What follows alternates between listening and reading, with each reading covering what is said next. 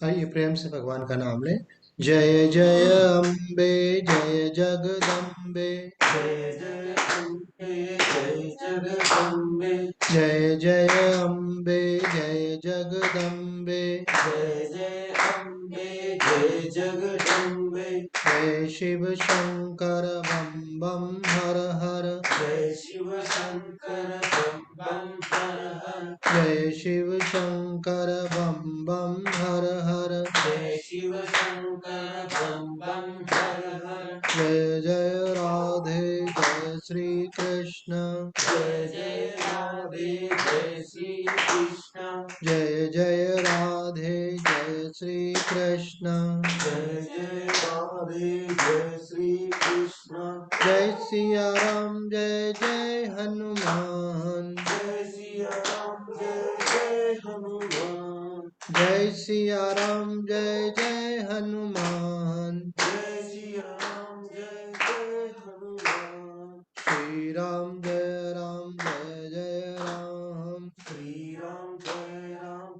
जय राम, श्री राम जय जय राम, श्री राम जय जय राम, सच्चिदानंद भगवान की, जय धर्म की, जय हो, अधर्म का नाश हो, प्राणियों में सद्भावना हो, विश्व का कल्याण हो, गौ माता की, रक्षा हो, सनातन धर्म की, जय हो, हर हर महादेव। महादेव।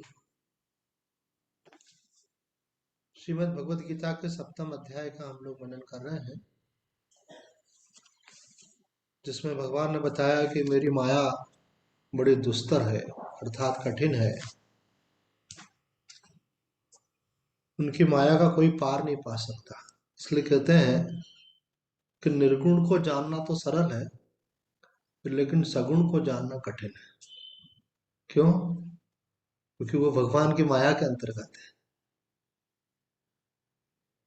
एक समय था, मैं गायत्री उपासना करता था, तो एक छोटी कन्या मेरे कमरे में आई। तो उन्होंने कहा कि ये जो गायत्री माता है ऐसी है जो आपके यहाँ पे फोटो में दिख रही है? मैंने कहा हाँ बेटा ऐसी। तो लोग एक अंकल के घर हम जाते हैं तो उनके यहाँ तो दूसरा फोटो लगा हुआ है गायत्री माता का। तो आप उनको, उनकी माया है, वो तो किसी भी रूप में प्रकट हो सकती है। एक महात्मा जी को दर्शन हुए माता जी के, तो वो कहने लगा कि मुझे एक से अधिक बार दर्शन हो गए, और ऐसा बोल के उनके आंख में आंसू आ गए। लेकिन माँ जो आई तो मुझे मालूम ही नहीं पड़ा, चली गई तब मालूम।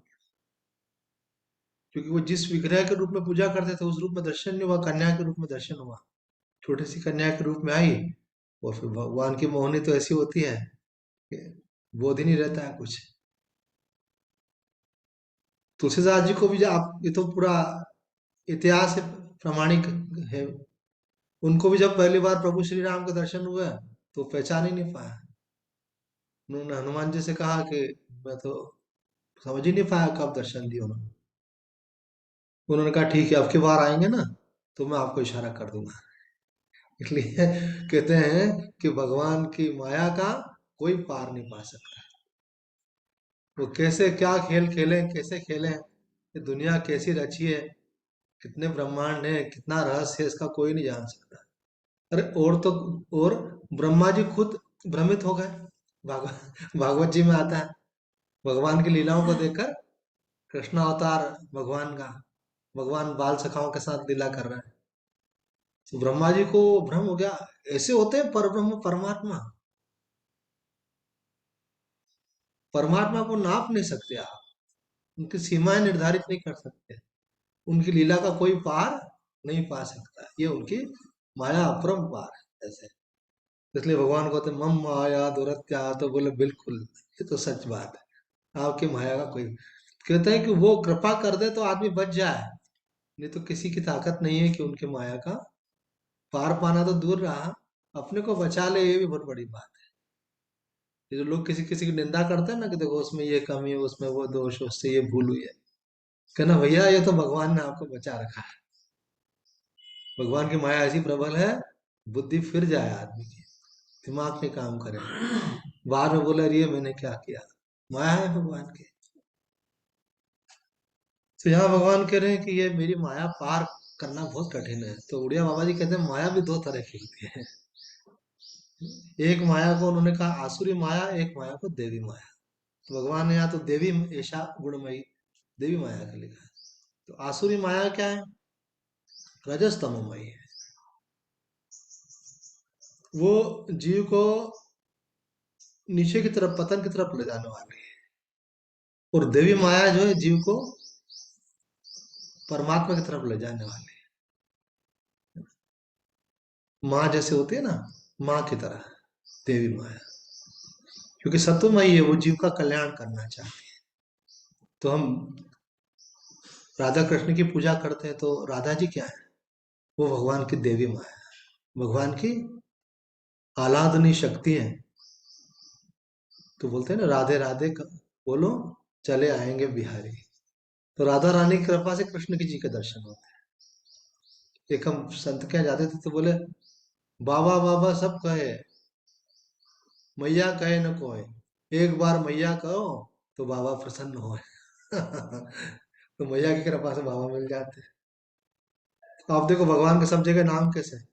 सीता राम, राधे श्याम, पहले माता जी का नाम। माँ की शरण जाए बिना पिताजी भी प्राप्त होने वाले नहीं है। उनकी शक्ति है वो देवी शक्ति है इसलिए। हालांकि वो शक्ति उनसे भिन्न नहीं है। ऐसे रूप में हम देखते हैं, हमको दो दिखते हैं, तो दिखते दो हैं पर वो है एक ही। एक ही दो रूप में दिख रहा है, क्योंकि शक्तिमान से शक्ति को, अग्नि से उसकी दाह्यता को, मतलब जलाने की सामर्थ्य को, जल से उसकी शीतलता को, स्वर्ण से, स्वर्ण के अंदर से, जैसे गहनों से उसके अंदर से स्वर्ण को अलग नहीं किया जा सकता, उसी प्रकार से परमात्मा से परमात्मा की शक्ति को अलग नहीं किया जा सकता। इसलिए भेद नहीं करना चाहिए। जैसे वाणी में शब्द बोलते हैं तो शब्द में अर्थ होते हैं, तो अर्थ और शब्द को अलग नहीं किया जा सकता। शब्द बोलेंगे तो उसमें से अर्थ तो निकलेगा ही फिर। तो भगवान की तरफ जाना है तो बाबा ने एक बात कही कि आपको देवी माया का आश्रय लेना पड़ता है। भगवान श्री कृष्ण ने भी अर्जुन से युद्ध कराया, तो महाभारत में आता है कि उन्होंने अर्जुन से कहा कि तुम देवी की पूजा करो, शक्ति की पूजा करो।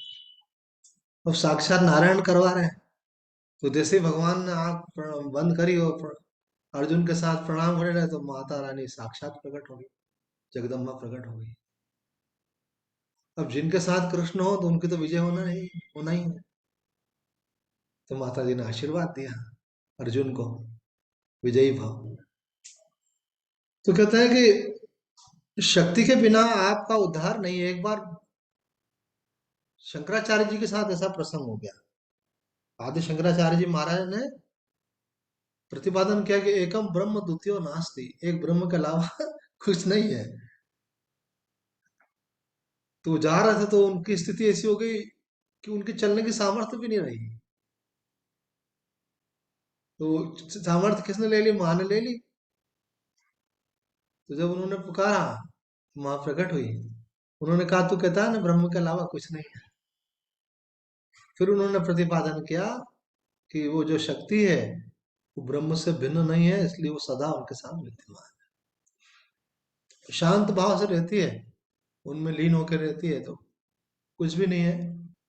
भगवान विष्णु सरसैया पे सोए हुए, लक्ष्मी जी उनके अंदर ही है वास्तव में।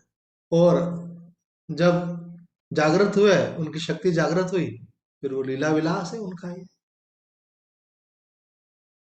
ये संसार क्या है? भगवान का लीला विलास है, उनका खेल है। उनके संकल्प मात्र से ऐसी अनेक सृष्टियां बन जाती हैं। तो कहते हैं कि वो देवी माता का आश्रय लेना बहुत आवश्यक है। तो वो माँ जो है आपको पिताजी से मिलवा देती है। पर आप जब उपासना करते हैं शक्ति की, तो शक्ति की उपासना करने से क्या होता है कि आपको ये मालूम पड़ जाता है धीरे धीरे कि इनकी कृपा से सब कुछ संभव है। इन्हीं से सारा ऐश्वर्य है, इन्हीं से सारा ज्ञान है, इन्हीं से सारा सामर्थ्य है, और इन्हीं कृपा से भगवान भी मिलते हैं। तो कभी कभी व्यक्ति का ध्यान भगवान से हट करके माता रानी के पास जो दूसरी शक्तियां हैं, उस तरफ चला जाता है कि माँ चाहे तो कुछ भी कर सकती है, संसार का सब भोग विलास ऐश्वर्य पद प्रतिष्ठा सब दे सकती है। तो आप जब उस माया के पक्ष में चले जाते हैं, मतलब भोग के पक्ष में चले जाते हैं, ऐश्वर्य के पक्ष में चले जाते हैं, तो फिर क्या होता है कि आप परमात्मा की प्राप्ति से विमुख हो जाते हैं। तो कहते हैं कि देवी माता की कृपा लेनी है उनके शुद्ध स्वरूप का अनुभव करने के लिए। माता जी का स्वरूप वही है, पिताजी है। शुद्ध स्वरूप का अनुभव करने के लिए हमको उनका ये खेल नहीं चाहिए। हम जैसे माँ होती है ना, बच्चे को जब रोता है तो वो उसको काम करना रहता, तो एक खिलौना दे देती है, खेलेगा ऐसे। वो खिलौना लेके खुश हो जाता, खेलता, माता जी अपना काम करती है। तो ये भगवान से भी आप जब मांगोगे तो भगवान जल्दी से अपने आप को नहीं देते हैं, पहले वो संसार का खिलौना दे देते हैं आपको। मतलब आपको धन दे देंगे, पद दे देंगे, भोग दे देंगे, और आप उससे संतुष्ट हो गए, तो अच्छी बात है। पर जब आप उससे संतुष्ट नहीं होते, बोले अब मेरा आपके बिना काम नहीं चलता, तो बच्चा जैसे मचल जाता है, वो कोई खिलौना दे, माता जी दूध का कोई वो बोतल दे दे पीने के लिए, कुछ और दे, कुछ नहीं लेता। तो फिर माँ को ओले ओले ओले, अब तो मेरा लाला रो रहा है, गोदी में उठाना ही पड़ता। ऐसे ही भगवान जो है संसार की माया देते हैं, लेकिन जब माया से व्यक्ति संतुष्ट नहीं होता है, वो बोलता है ये मुझे नहीं चाहिए। अर्जुन ने कहा मुझे तीनों लोगों का अगर ऐश्वर्य भी प्राप्त हो जाए तो भी मुझे संतुष्ट नहीं करेगा। महात्मा जी व्याख्या करके बोल रहे हैं अर्जुन की स्थिति वैराग्य वाली है। अर्जुन बोल रहा है इस लोक का ऐश्वर्य क्या, अगर तीनों लोगों का ऐश्वर्य भी मुझे प्राप्त हो तो भी मैं संतुष्ट नहीं होगा, क्योंकि उसकी मांग ऐश्वर्य की नहीं है। तो साधक की पहचान है कि साधक जो परमात्मा की प्राप्ति करना चाहता है, वो भगवान की माया का आश्रय तो लेता है, लेकिन किस लिए, कि वो माया शक्ति उन्हें परमात्मा से मिलवा दे। बिना शक्ति के तो कुछ होगा नहीं ना। एक माया संसार में बांधने वाली, एक माया आपको छुड़ाने वाली। छुड़ाने वाली माता जी का आपने आश्रय ले लिया, तो माया हम पे ये वाली कृपा करो, आप हमको बंधन से मुक्त करो। तो ऐसा बोलते भी है ना कि लक्ष्मी जी की दो सवारी है, एक सवारी जो है उल्लू के ऊपर है, एक भगवान के साथ बैठ के आती तो गरुड़ पे आती, ऐसे। तो जो उनसे संसार मांगता है तो वो उसकी बुद्धि खराब हो जाती, फिर संसार का भोग ऐश्वर्य ज्यादा बढ़ जाए तो आदमी संभाल नहीं पाता उसको। और जब वो नारायण के साथ मांगता उनको कि आपकी कृपा मुझ पर बनी रहे, विवेक बना रहे मेरा, मेरी मेरा सद्गुण मेरे बने रहे, मैं उसका लोक कल्याण के लिए उपयोग करूं, मैं भोग वासना में लिप्त नहीं हूँ, तो माया आएगी लेकिन वो बांधेगी नहीं, ऐसे भगवान की ऐसी कृपा से आएगी। एक बार क्या हुआ, हमारे पास साधक लोग आते रहते हैं ना, तो कभी कभी हम भी, वो हमसे प्रभावित होते, कभी कभी हम उनसे प्रभावित हो जाते हैं। तो एक साधक हमारे पास आया तो वो बोले कि स्वामी जी मेरे को लक्ष्मी जी का मंत्र चाहिए। मैंने कहा नारायण का मंत्र लो, लक्ष्मी जी का क्यों लेते हो। उन्होंने नहीं, क्या थोड़ा लक्ष्मी जी की शॉर्टेज चल रही है थोड़ी, तो मैंने कहा उसकी शॉर्टेज तो साधे ज्यादातर लोगों को चलती है। तो मैंने बोला अभी लक्ष्मी जी का मंत्र इसको मेरे को तो आता नहीं है। तो एक विद्वान पंडित हमारे अच्छे मित्र थे, उनकी साधना 10-12 घंटे की साधना थी। उसमें 4 घंटे तो रोजाना दोपहर में भगवान शिव का जो मंदिर है महाकालेश्वर, उसमें नंदी हाल में बैठते थे, गोवर्धन महाराज उनका नाम। और बाकी सुबह और शाम को घर पे करते ऐसे। उनसे हमारा बहुत प्रेम था, हम नए साधु थे, वो हमारी आयु से तो उनकी आयु बहुत ज्यादा थी, पर दोस्ती तो किसी से भी हो सकती है। तो उनको हमने कहा कि लक्ष्मी जी का मंत्र आप बता सकते हैं, तो बोला हाँ क्यों नहीं। वो तो पंडित जी थे, उनको तो ज्ञान था बहुत। तो बोला इतना पावरफुल मंत्र है कि ऐसा हो नहीं सकता है कि अगर आप किसी को ये मंत्र दो तो उसका आर्थिक संकट दूर नहीं हो। तो मैंने कहा ठीक है, अच्छा बताया आपने। बताया उन्होंने मुझे, उन्होंने वो भगत को बताया। तो मैंने बोला आर्थिक समस्याएं तो थोड़ी बहुत अपने साथ भी है, थोड़ी रहने की व्यवस्था और अच्छे से हो जाए। माता जी का प्रभाव हुआ ऐसा। तो मैंने बोला अपन बाकी तो अपना करते ही है, एक माला इसका भी जप कर लेते हैं हम। फिर हमारा कोई दूसरा काम धंधा तो है नहीं, बस पूजा पाठ जप के अलावा। तो मैंने बोला अब एक क्या, अब करना है तो एक अनुष्ठान ही कर डालें अपन इसका, माता जी का। तो इस बीच में स्वामी कृष्णानंद जी महाराज उज्जैन पधार गए।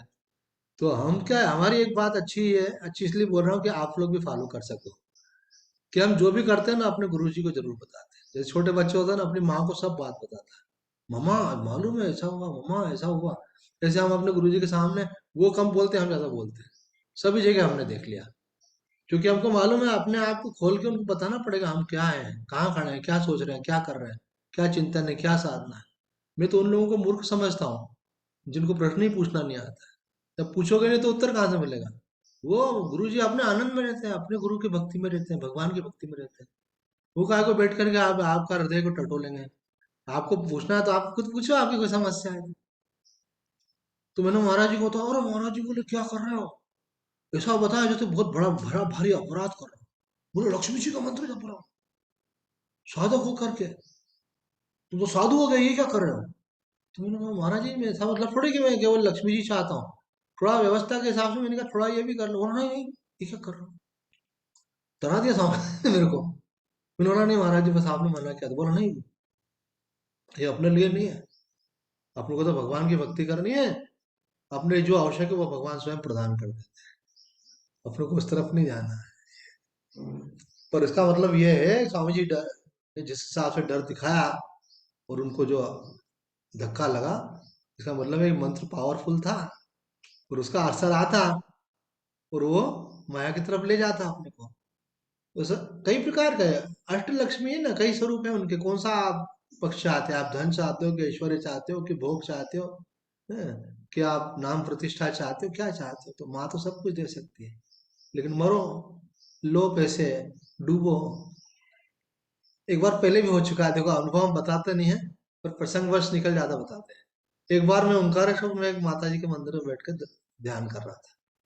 तब मैं नया ही साधु था, ज्यादा साल नहीं हुए थे, शायद 4-5 साल हुए हुआ वैसे। तो भाई समस्या तो सभी के साथ रहती है, अब संसार है तो प्रारब्ध के अनुसार भी, और अर्थ को लेके भी कुछ थोड़ी सी। तो मैंने उस समय बहुत सस्ता जमाना था ऐसे। तो मैं पता नहीं मेरा ध्यान चलेगा, अगर इतने मैंने कहा इतने रुपए अपने को अगर रोज हो 100-200 रुपए, तो मेरा अपना बढ़िया से चले। मैंने कहा अभी कभी ये चीज की जरूरत है तो कभी अगरबत्ती नहीं है तो कभी ये नहीं है, तो है ना। ये तो आप प्रवचन करने लगे तो लोग थोड़े दान दक्षिणा दे देते हैं। पहले साधु को कोई देता थोड़ी ऐसे, है ना। कोई दो संसार को तो संसार आपको दे, फिर प्रारब्ध तो रहता है, किसी को मिलता भी है। तो इनका छोटी छोटी चीजों के लिए आपने वो क्लेश होता है ऐसे। तो वो एक महाराज जी का आश्रम रहता है, इनका महाराज जी से क्या मांगो अपने। तो मन में आया माँ तो सब कुछ कर सकती है। ऐसा लगा कि आवाज आ रही माँ की, बोल क्या चाहता है ऐसे, कितना चाहता है। तो मैंने कोई करोड़ अरब नहीं मांगे, मैंने कहा माता ये 200 रुपये रोज मिल जाए मेरे को। कितने, मैंने कहा अपना अपना काम चल जाएगा। उस जमाने में 200 बहुत होते थे, तो आज के जमाने के हिसाब से सोचो होता अपन मानो 1000 रुपये मांग लेते, 2000 मांग लेते रोज के। तो 200 रुपये रोज मिल जाए मेरे को इतना बहुत। पहले तो मेरे मन में आया कि कितना मांगू। तो माँ ने कहा जितना मांगना मांग ले, लेकिन तू मुझसे दूर हो जाएगा। तो मैं डर गया एकदम से। तो फिर मैंने बोला नहीं, अपने को तो निर्वाह मात्र की अपेक्षा करनी, क्योंकि मेरे मन में लालच आ रहा था कि क्या। और जबकि साधु बन गया तो माया भगवान की बहुत प्रबल है। अब एक हमारे मित्र हैं, देखो ये भी एक बताने वाली घटना है आपको, कि वो उज्जैन में चामुंडा माता का मंदिर है, देवास गेट पे। वहां पे हमारे मित्र जो है पुजारी है। अभी तो मैं भी 10 साल से नहीं मिला, पहले हम अक्सर मिला करते थे आपस। तो वो जो है श्री विद्या के द्वारा हवन करते, वो अपना ये जो लक्ष्मी जी का स्तोत्र है ना, जो भगवान आदि शंकराचार्य द्वारा रचित है, वो स्तोत्र का पाठ करते हुए श्री विद्या का हवन करते नित्य। कुंभ का समय एक महात्मा है, ऐसा बड़ा सा बैग उनके पास। उन्होंने बोला बच्चा इसमें बहुत माल रखा है, तू रख, हम साधु संत हैं, हमको क्या करना, तू रख। तूने देखा खोल के, तो पूरा नोटों से भरा हुआ, बड़े वाले नोट से। उस समय शायद 1000 के ही चलते थे, 2000 के तो अभी यहाँ पूरा 1000 के नोटों से भरा हुआ पूरा बड़ा वाला बैग एकदम से फुल साइज का। बोला रख रख तू तो। बोला नहीं महाराज जी। बोले कहाँ से लाया। अरे तू तो रख, माँ की सेवा करता है, रख तू। तो बोला नहीं नहीं महाराज जी मेरे को तो नहीं चाहिए। अरे डर मत, रख रख। बोले नहीं नहीं महाराज जी, मेरे को नहीं चाहिए।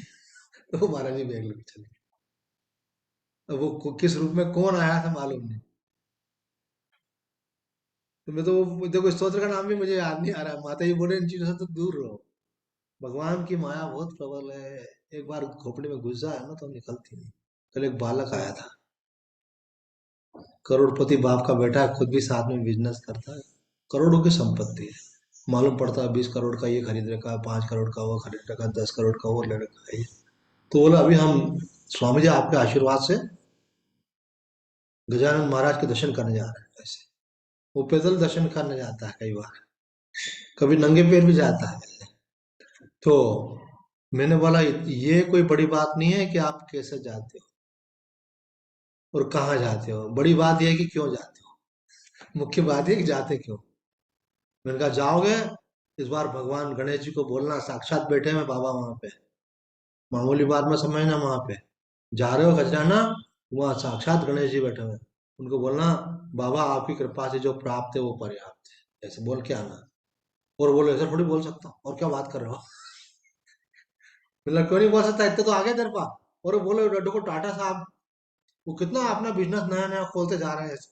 मैंने बोला तुम सत्संग में आना, धीरे धीरे समझ पाओ। मैंने कहा जीवन निर्वाह के लिए कितना चाहिए यार। कर तुमको अगर सेवा करनी है, लोक कल्याण के लिए कोई प्रकल्प खोलने हैं, तब तो तुमको बहुत धन की आवश्यकता हो सकती है कि ठीक है आप बहुत कल्याण के लिए खूब अन्य क्षेत्र खोल रहे हो, हॉस्पिटल खोल रहे हो, कोई धर्मशाला खोल रहे हो, कि आप गौशाला बना रहे हो, कि आप कोई और सेवा का कार्य कर रहे हो, बीमारों की किसी भी कार सेवा कर रहे हो, किसी को विद्या के लिए सेवा कर रहे हो, तब तो धन का उपयोग अपने लिए करोगे क्या।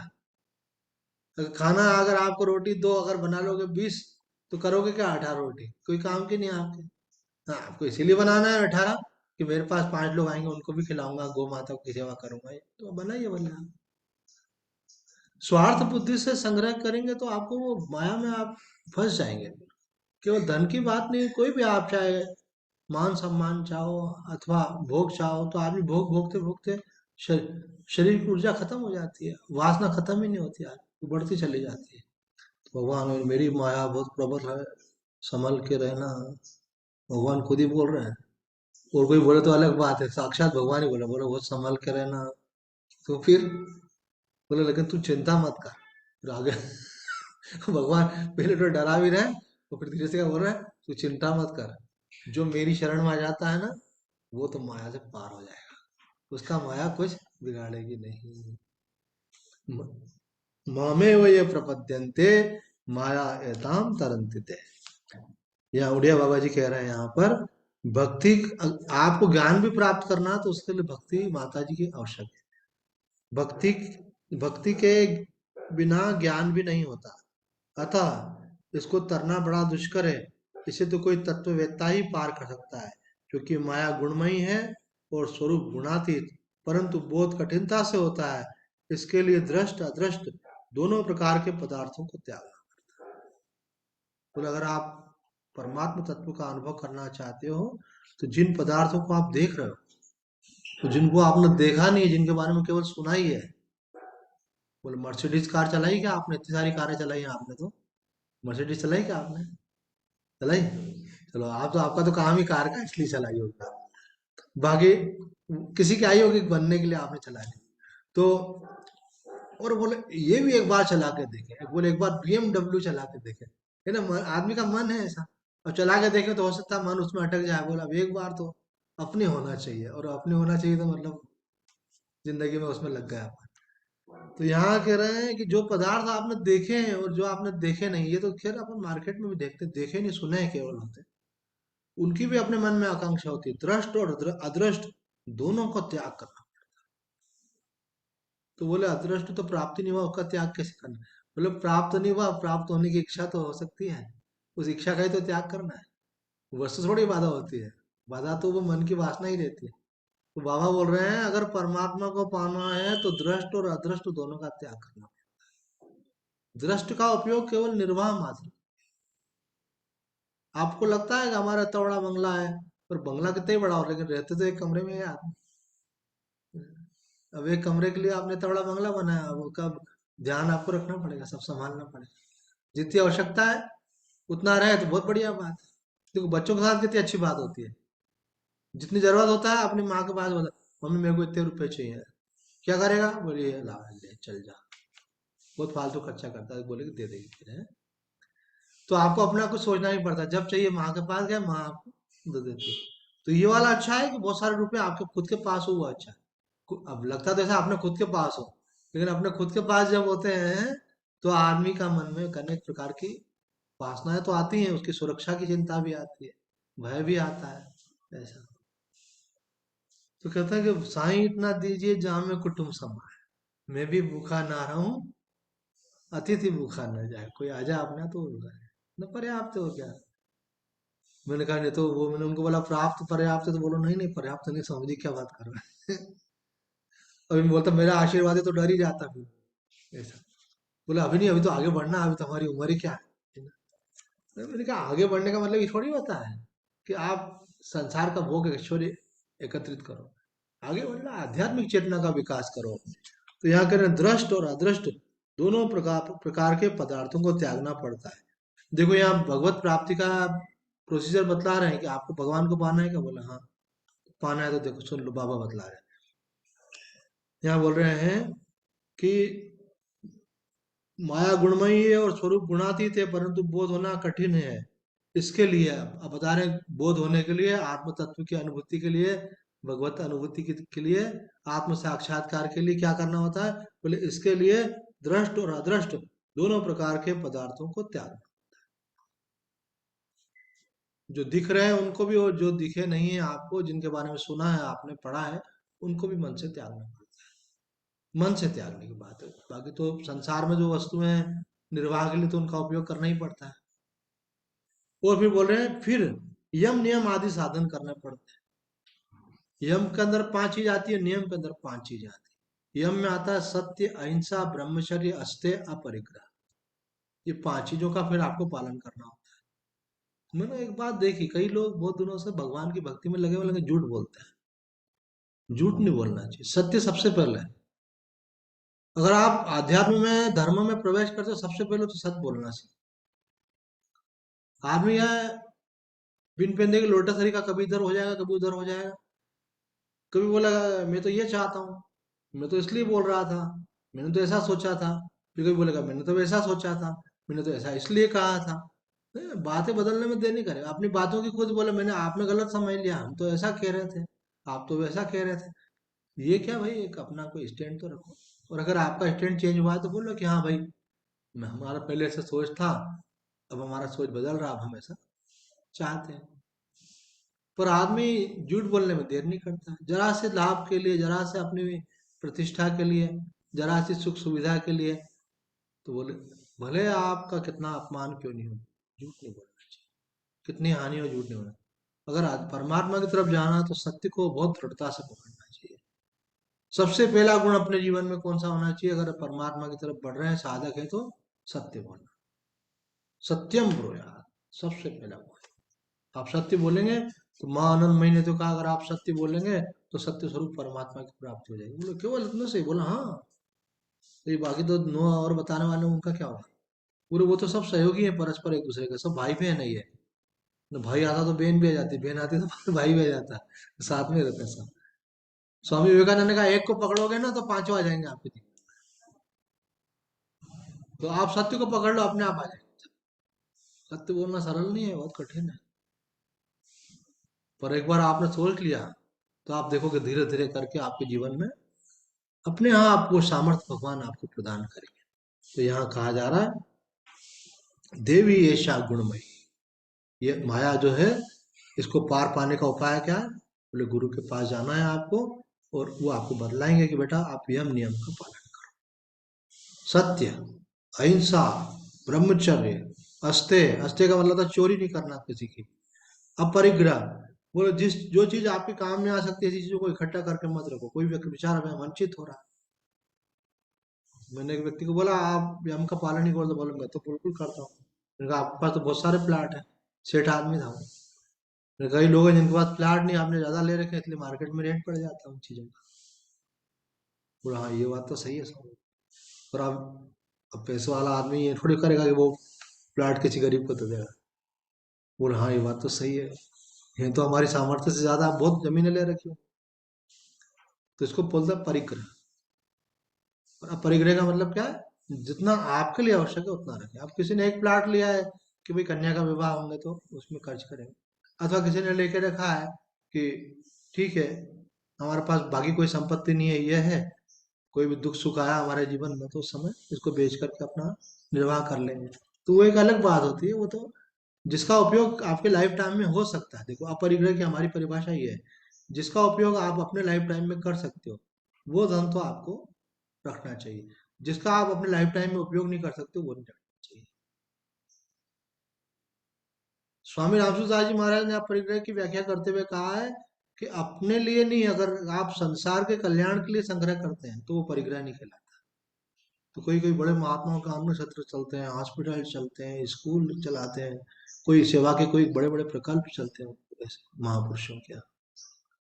हमारे गुरुदेव शंकराचार्य जी ने भी एक नेत्र का चिकित्सालय खोला, बहुत बड़ा, इधर जबलपुर के पास।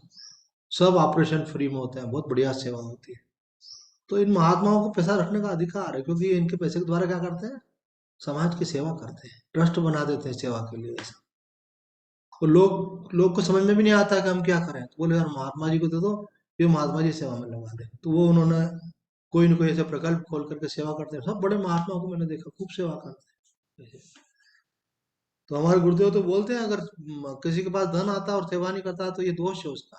समाज उनको कोई खुद के भोग के लिए नहीं दे रहा, वो इसलिए दे रहा है कि आप भगवान के एजेंट हो भाई, अच्छे काम में लगे हो।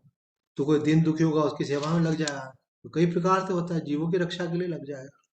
तो यहाँ बोल रहे हैं कि आप तो कम से कम जिसको पर्सनल लेवल पे, तो बोले आपको संग्रह नहीं करना चाहिए। एक दृष्टांत सुना देते हैं, 2 मिनट में, मेरे को लगता है समय पूरा होने वाला है, ये 5 मिनट अभी। एक विरक्त महात्मा गंगा किनारे बैठ करके भगवान का भजन कर रहे थे। बहुत बढ़िया ध्यान लग रहा था, आनंद में थे। गंगा जी के ऊपर से बहुत मंद शीतल हवा आ रही थी, गर्मी का मौसम था, बहुत अच्छा लग रहा था। भगवान के प्रेम में डूबे हुए थे। एक भक्त ने देखा, अरे ये महात्मा जी तो बड़े पहुंचे हुए लगते हैं। उन्होंने 500 का नोट निकाला, महाराज जी के पास रखा, प्रणाम किया, बैठ गया वहां पे। तो महाराज जी को मालूम नहीं, बैठा रहा बैठा रहा। धैर्य मनुष्य में नहीं रहता है। अब अगर तुमको इतने अच्छे लग रहे हैं महात्मा तो बैठो ना भैया। अरे ये काम है वो काम है, मैंने ज्यादातर लोगों का धैर्य नहीं, जिसको धैर्य नहीं वो परमात्मा को। अगर मैं, दरवाजा बंद है मेरा, आपने बजाया है अभी, ये तो आपसे तो रुक गए, नहीं तो कई लोग बोलते हो दरवाजा बंद है अभी, चलो 2 मिनट रुकना नहीं चाहता आदमी, इतना अधीर हो गया आजकल। तो बेटा थोड़ी देर, अरे महाराज चला गया।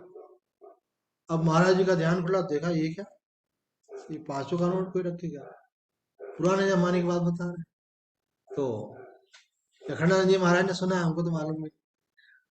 तो उन्होंने 500 का नोट देखा, वो वहीं उसका सारा सामान भी पड़ा हुआ था, पूजा का ये वो, वहीं जो कुछ संध्या करनी होगी वो सब। तो बैग उसके ऊपर रख दिया और सोचने लगा कि क्या करूं। तो बोले बोले एक काम करते हैं, एक आश्रम में एक भंडारा करा देते हैं, सब महात्मा भोजन करेंगे। बोले हाँ ये ठीक रहेगा। थोड़ी देर बाद आया भंडारा, क्या महात्मा लोग तो भंडारे में खाते ही रहते हैं। और एक काम करो, भंडारे में महात्मा आएंगे ना किसी जगह होगा, तो वहां सबको अपन टॉर्च दे देंगे, ऐसा करेंगे। बोले टॉर्च तो कईयों के पास हो भी सकती है, मैंने टॉर्च देने से क्या फायदा। उन्होंने कपड़े का बैग दे देंगे ऐसा, वो अच्छा रहेगा। तो वो बोले यार कपड़े के बैग की जरूरत है कि नहीं किसी को, हम क्या दें ऐसे।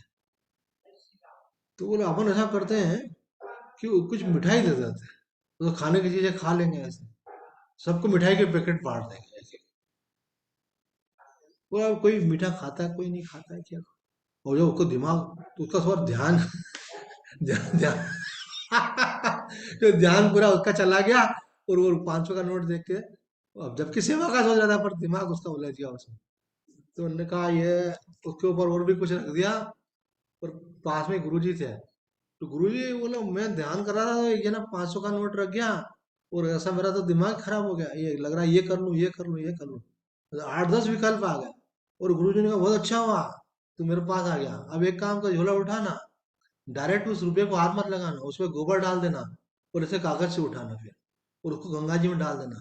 अरे देख, देखने से तेरी बुद्धि इतनी खराब हुई, अगर तू उसको हाथ लगाएगा तो तेरी बुद्धि कैसी हो जाएगी। इतना माया का प्रभाव है। भगवान बोले माया मम माया दुरत्या, बोले इसको गंगा जी में प्रवाहित कर देना। वो पंडित जी ने नोट का बैग देखा तो डर गए, बोले नहीं मेरे को तो चाहिए ही नहीं भैया, कहीं ऐसा नहीं हो मैं भगवान की भक्ति से विमुख हो जाऊं। तो यहाँ बोल रहे हैं कि यम नियम, यम नियम का पालन करना होता है। यम तो बता दिया, नियम में आता है शौच मतलब पवित्रता, संतोष, तप, स्वाध्याय और ईश्वर प्रणिधान। बहुत बड़ी चीज है ईश्वर प्रणिधान, मतलब भगवान के प्रति समर्पण का भाव। यम नियम करना पड़ते हैं। ईश्वर अर्पण बुद्धि से निष्काम कर्म और उपासना करना। तो आपका जो काम कर रहे हो ये मत सोचो मुझे पैसे मिलेंगे, ये सोचो मैं अपना काम कर रहा हूँ, भगवान जो देगा ठीक है। निष्काम होके करो। आप उपासना भी करो तो भगवान से कुछ मांगो मत। अगर आप कुछ मांगोगे तो सौदा हो जाएगा, फिर निष्काम उपासना नहीं होगी। बोले हमको भगवान, हम आपकी भक्ति कर रहे हैं, जैसा आप रखोगे हम राजी हैं। आप उनकी शरण हो जाओ, आप उनकी शरण हो जाओ, वो अपने आप आपका योगक्षेम मान कर। योगक्षेम की इच्छा से मत होना, पर आप अगर हो जाओगे तो अपने आप योगक्षेम का भान होता है। तो निष्काम कर्म और उपासना करनी होती है, तब जाकर के अंतःकरण शुद्ध होने पर ईश्वर की कृपा से गुरुदेव मिलते हैं। ईश्वर की कृपा से गुरु मिलते हैं, और फिर गुरु कृपा से स्वरूप का बोध होने पर माया से पार होता है। मायाम एताम तरंति थे, तो माया से तरता कैसे, ये प्रोसीजर पूरा बता दिया बाबा ने। इस प्रकार से माया से तरता है। तो आज इतना ही। आइए प्रेम से भगवान का नाम लें।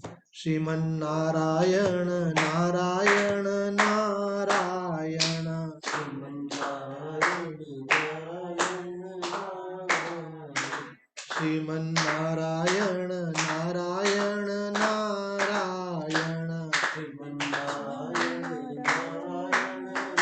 भवतारायण। श्रीमन्नारायण भवतारायण।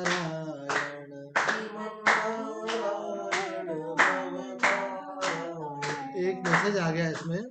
वो जब बोल रहे थे ना, वो हवन करते थे, वो श्री सूक्त का आदि शंकराचार्य जी के द्वारा रचित ग्रंथ है श्री सूक्त पाठ, जो जिनको लक्ष्मी जी की दिक्कत होती है तो उसको करना होता है। तो मैंने बोला किसी का मैसेज आया है तो देखें, तो मैं याद नहीं आ रहा था, तो श्री सूक्त का पाठ वो पाठ करते भी थे और उससे हवन भी करते थे ऐसे, ताकि लक्ष्मी जी आती रहे। लक्ष्मी जी आए और जीवन निर्वाह के लिए आए तो बहुत अच्छी बात है, इसमें मोह माया में नहीं पड़ना। भज मन नारायण नारायण नारायण, श्रीमन्नारायण नारायण, सच्चिदानंद भगवान की जय। जय।